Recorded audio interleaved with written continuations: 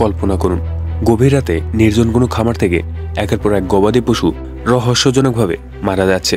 তাদের শরীর থেকে এক ফোঁটাও রক্ত নেই। কে করেছে এ রহস্যময় হত্যাকাণ্ড? কি এই অদ্ভুত প্রাণী? আজ আমরা কথা বলবো চুপাক্রাবা নিয়ে, একটি প্রাণী যা রাত্রির অন্ধকারে বেরিয়ে এসে পশুর রক্ত চুষে নেয়। এটা কি বাস্তব নাকি শুধু মিথ্যা? চলুন রহস্য উন্মোচন করি। চুপাক্রাবা নামটি এসেছে স্প্যানিশ শব্দ থেকে।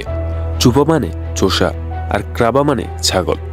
প্রথমবার এই প্রাণী সম্পর্কে জানা হয় 1995 সালে পুয়ের্তো রিকোতে।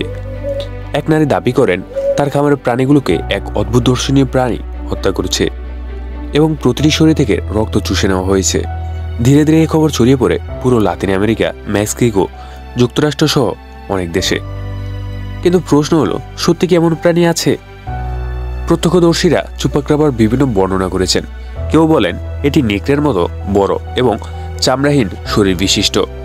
কেউ বলেন এটি দাঁড়িয়ে হাঁটে, লালচে চোখ এবং ধারালো দাঁত রয়েছে। অনেকের মতে এটি অনেকটা এলিয়েনের মতো।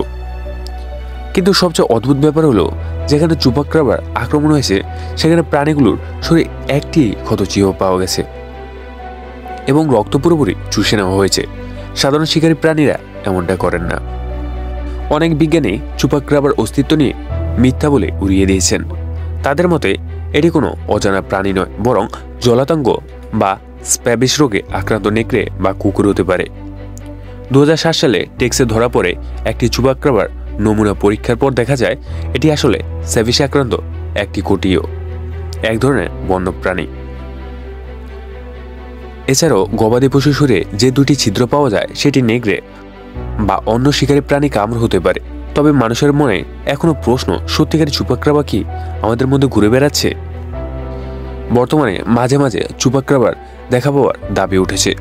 2018 সালে যুক্তরাষ্ট্রের মান্টাতে একটি অদ্ভুত প্রাণী গুলি করে মারা যায়, যা বিজ্ঞানীদের কাছে আজও অজানা। এছাড়াও বিভিন্ন জায়গায় সিসিটিভি ফুটেজে ধরা পড়েছে কিছু রহস্যময় প্রাণী, যা চুপাক্রাবা বলে দাবি করা হয়। কিন্তু প্রশ্ন থেকে যায়, এসব কি সত্যি নাকি শুধু কল্পনা? চুপাক্রাবার রহস্য এখনো পুরোপুরি সমাধান হয়নি। কেউ বিশ্বাস করে এটি একটি কল্পকাহিনী, আবার কেউ মনে করে এটি কোনো বৈজ্ঞানিকভাবে অজানা প্রাণী। আপনার মতামত কি? চুপাক্রাবা কি সত্যি আছে নাকি এটি শুধু মানুষের কল্পনা? কমেন্টে জানান এবং আমাদের চ্যানেল সাবস্ক্রাইব করুন এমন আরও রহস্যময় ভিডিও পেতে।